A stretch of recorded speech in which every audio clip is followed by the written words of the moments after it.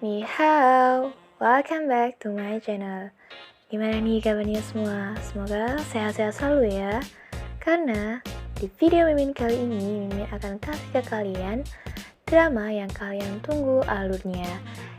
Sebelumnya, Mimin mohon maaf karena akhir-akhir ini Mimin jarang up video.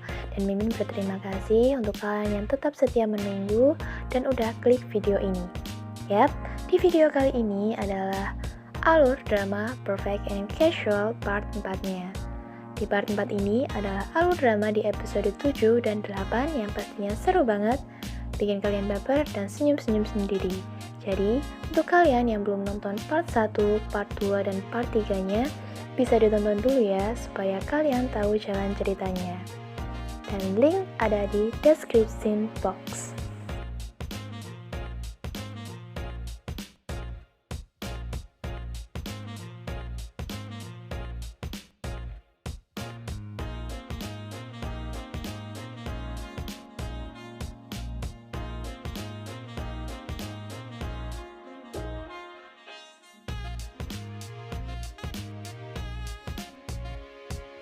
Sebelum itu, jangan lupa untuk kalian yang belum subscribe channel aku untuk bisa subscribe channel aku, dan jangan lupa juga untuk bisa aktifkan lonceng notifikasinya agar kalian selalu mendapatkan pemberitahuan tentang video-video baru aku.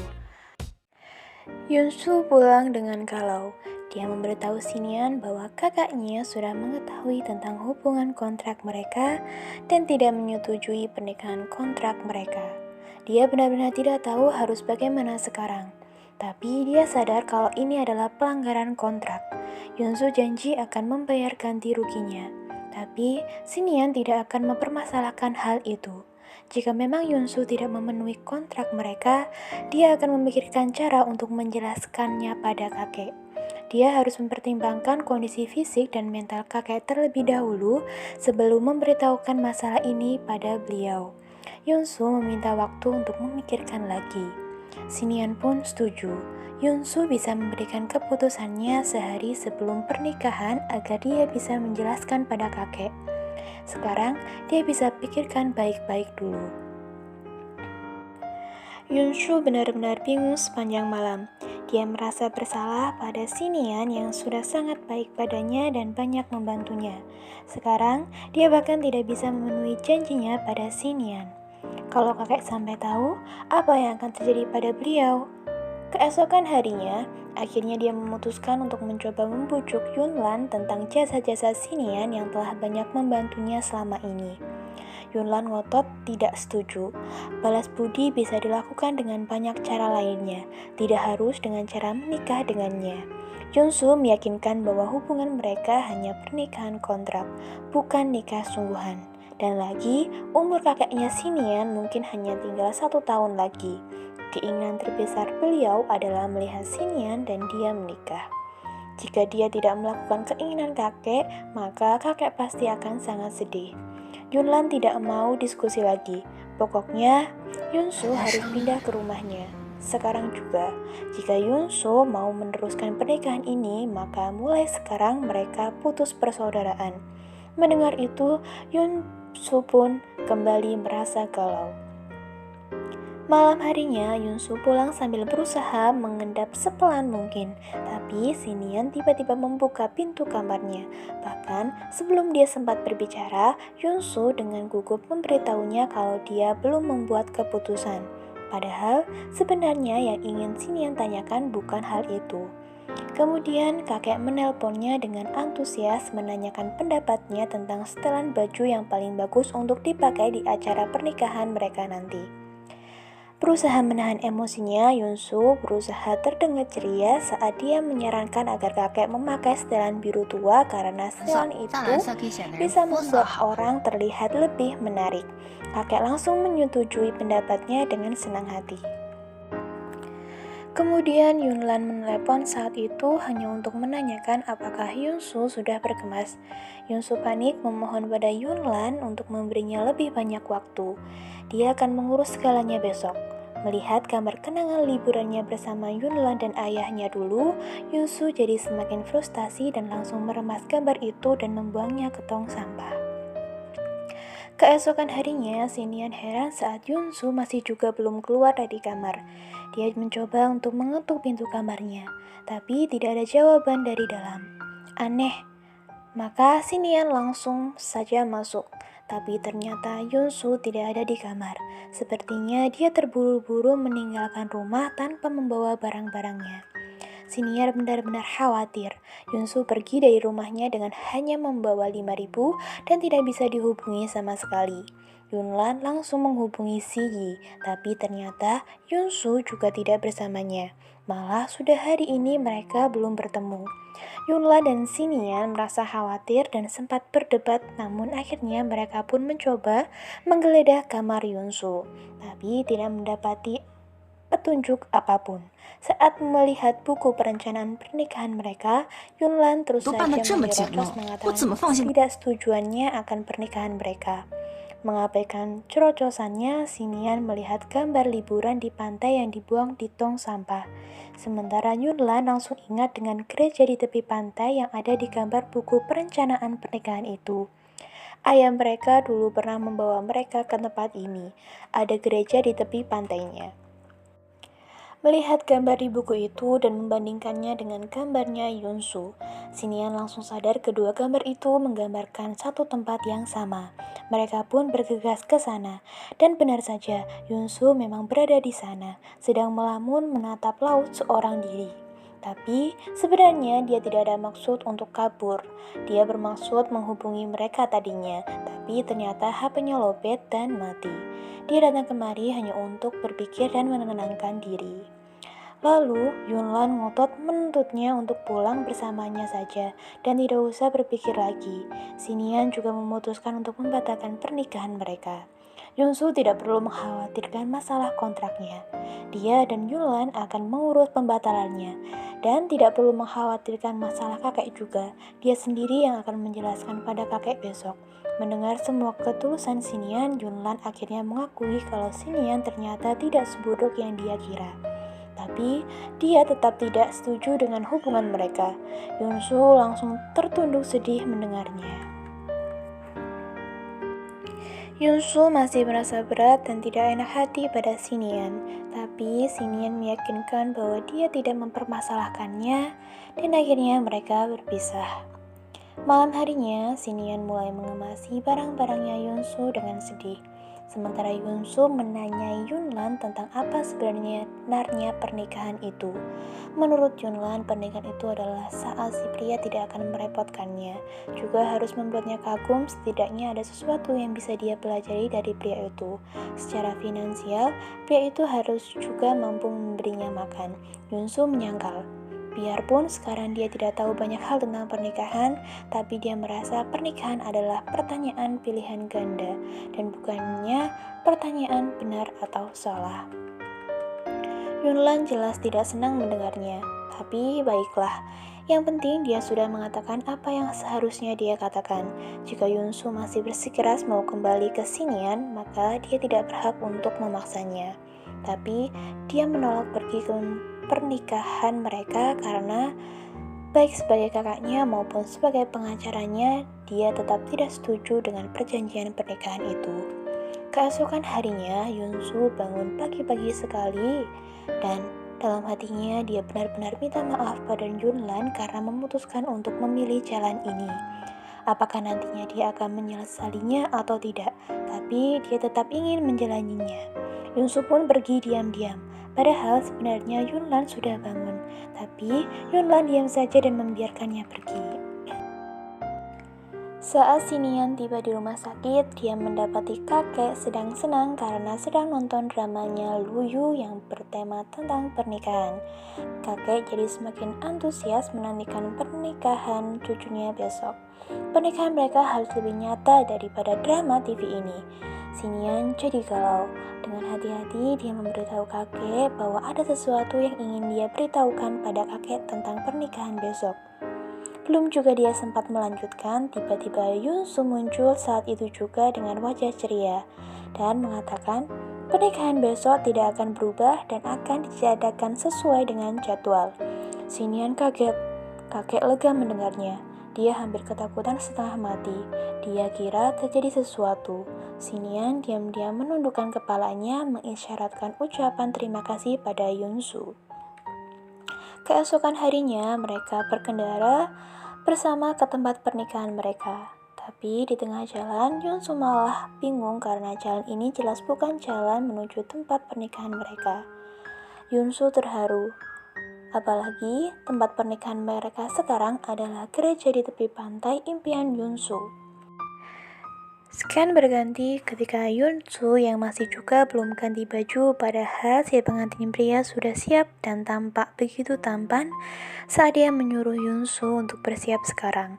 Karena para tamu sudah datang, Sinian lalu menyusul pengantinnya di kamar ganti dan langsung terpesona melihat Yunsu yang hari ini tampak begitu cantik dalam balutan gaun pengantinnya dan tidak ragu untuk memujinya. Dan tepat saat itu juga Yunlan akhirnya datang juga. Sebenarnya dia tidak ingin datang, tapi dia sudah janji pada mendiang ayah mereka bahwa dia sendiri yang akan menikahkan Yunsu. Yunsu pun terharu.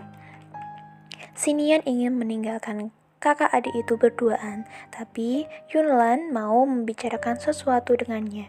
Sebagai pengacara Yunsu, dia yakin kalau menemukan sepupu mereka itu tidak akan mudah dan kemungkinan besar uang mereka tidak akan kembali.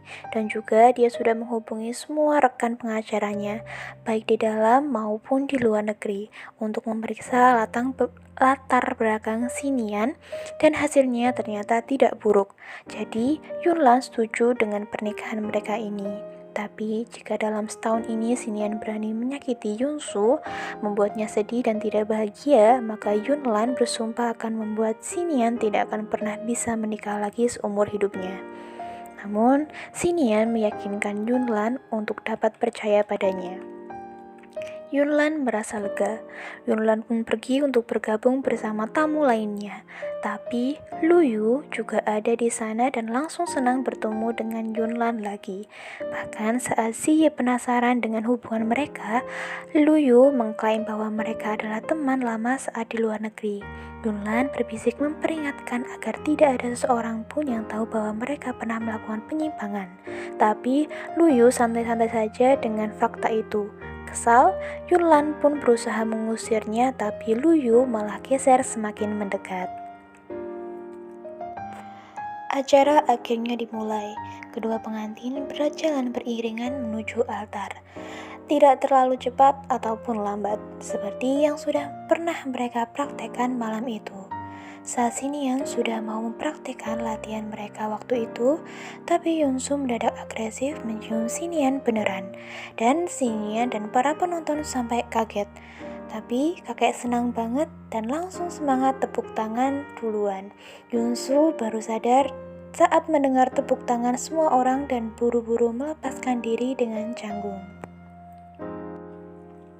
Sekian berganti ketika Luyu dengan sengaja menyempil di sisi Yunlan, tapi Yunlan langsung menghindar dan berdiri di samping kakek. Kakek antusias sekali bertemu dengan kakaknya Yunsu dan mengatakan mereka sama-sama cantik. Tapi Yunlan belum menikah. Kakek mendadak ingin menjodohkan Yunlan dengan Luyu. Luyu langsung sumringah, tapi Yunlan langsung menolak, mengklaim kalau dia dan Luyu tidak cocok. Fotografer mulai menata posisi semua orang dan menyuruh pengantin wanita untuk menggandeng pengantin pria. Canggung, Yunsu baru berani setelah Sinian mengizinkannya menggandeng tangannya. Usai foto, kedua pengantin mengantarkan kakek ke mobil. Kakek punya hadiah untuk Yunsu yang berupa kartu kredit.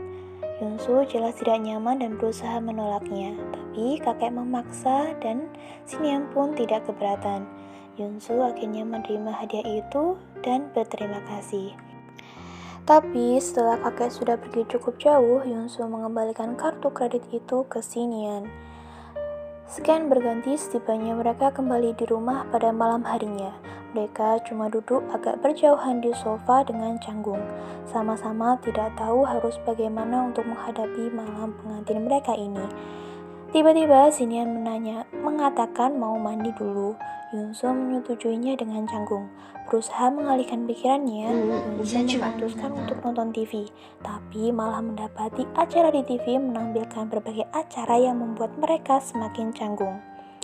Tiba-tiba saja Sinian berkata bahwa dia akan ke kamarnya Yunsu. Soalnya ada yang harus mereka lakukan. Hah? Yunsu jadi tambah gugup tapi juga antusias. Dia benar-benar gugup saat dia menunggu kedatangan Sinian di kamarnya usai mandi. Yang ditunggu-tunggu akhirnya datang juga. Dengan keheranan karena dia perhatikan Yunsu berkeringat sangat banyak. Apakah Yunsu kepanasan? Yunsu jadi makin gugup mendengar kata mulai. Memangnya apa yang ingin Sinian lakukan? Sinian mulai membahas tentang masalah ciuman tadi. Menurutnya dia harus memberikan sesuatu untuk Yunsu juga karena dia tidak suka berhutang budi pada orang lain.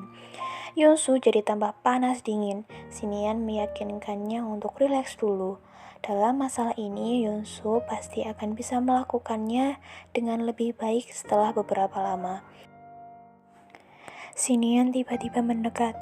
Yunsu sontak mencengkram 5.000 erat-erat saking gugupnya. Saat Sinian semakin dekat, Yunsu langsung saja merem dan bersiap. Tapi Sinian ternyata cuma mau ambil bantal buat sandaran kursi. Nyatanya Yunsu malah dipaksa untuk mengerjakan tes. Yunsu kecewa karena yang dipikirkannya berbeda. Sinian akhirnya memperbolehkan Yunsu istirahat setelah dia selesai mengerjakan tesnya. Sementara dia sendiri masih semangat menilai hasil tesnya Yunsu. Di kamarnya sendiri, Yunsu menggambar dirinya sendiri dan situasinya saat ini. Gambar sang pengantin baru yang malah harus mengerjakan soal di malam pengantinnya. Keesokan harinya, Yunsu dan Sinian keluar kamar. Pada saat yang bersamaan, Yunsu hampir mau mengalah terkait jadwal kamar mandi. Tapi yang tidak disangkanya, Sinian mendadak berubah pikiran terkait jadwal itu dan mengizinkan Yunsu untuk pakai kamar mandi duluan. Malah dia memberitahu Yunsu bahwa mulai sekarang, Yunsu tidak perlu lagi mengikuti jadwal itu lalu mencopot jadwal itu dari pintu. Lucunya, Yunsu malah baru ingat kalau dia sudah menikah. Saat itu, dia melihat cincin kawinnya yang kontan membuatnya tersipu malu. Dia makin berbunga-bunga saat kemudian Sinian memberitahu password rumah mereka yang baru saja dia ganti menjadi tanggal pernikahan mereka.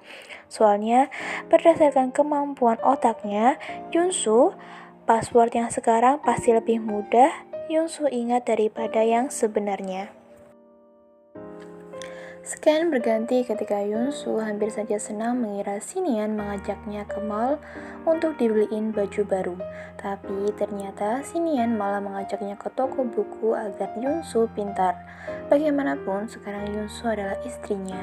Jadi Sinian harap Yunsu bisa memiliki citra yang sama sepertinya saat mereka bertemu dengan para kerabat. Yunsu kecewa. Apalagi Sinian menyuruhnya untuk mencari sendiri buku-buku yang perlu dia beli dalam jumlah yang cukup banyak. Saat Yunsu mencari buku terakhir, ia menemukan buku itu berada di rak paling atas dan sulit untuk dijangkau. Di tengah kesulitannya, tiba-tiba Sinian muncul dari belakangnya dan mendekat sangat dekat untuk membantunya mengambil buku itu. Dan jelas saja Yunsu jadi sangat gugup dibuatnya. Saat mereka hendak pulang, tiba-tiba saja perutnya Yunsu keruyukan nyaring. Yunsu berusaha menyangkal, tapi perutnya malah mengkhianatinya dengan berbunyi makin nyaring. Tapi untungnya Sinian pengertian banget dan langsung mengajaknya ke restoran dan menyilahkan Yunsu untuk memilih sendiri menunya. Tiba-tiba seorang pelayan wanita mendatangi mereka. Dia mengenali Sinian karena dia juga mahasiswi di universitas yang sama dan sering menghadiri kelasnya Sinian. Yunsu juga ikut kalau dialah yang ikut duduk di depannya waktu itu di kelas terakhirnya Sinian. Dia langsung menggantikan si pelayan pria, tapi berbeda dengannya, pelayan wanita itu tidak keberatan dengan pesanan ayam goreng Sinian. Akibatnya, dia malah jadi dimarahi habis-habisan sama manajernya. Melihat itu, Yunsu langsung berusaha membela si pelayan. Tapi si manajer tidak terima Yunsu ikut campur dan terus mengomel heboh. Ujung-ujungnya, dia dan Yunsu juga ikut ribut berdebat. Yunsu bahkan mengkritik para pelayan restoran ini yang tidak ada sopan-sopannya. Hanya pelayan wanita yang sopan dan tersenyum pada mereka. Manajer lalu sinis, senyum doang tidak ada yang bisa menghasilkan uang. Xinian dengan cepat menyela dan menggunakan ilmunya untuk mengingatkan si manajer bahwa indeks kepuasan pelanggan berhubungan erat dengan laba restoran.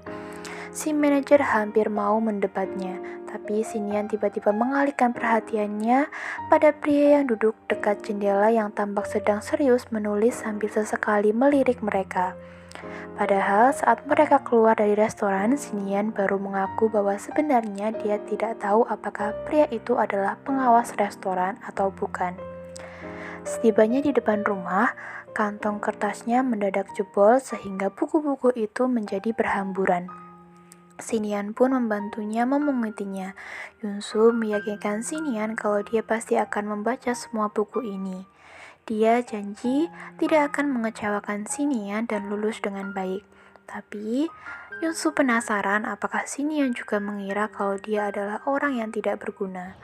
你是不是 Mungkin 也觉得我是 Yunsu 一个没 akan 有用的 merasa 人啊？ segala hal tidak produktif.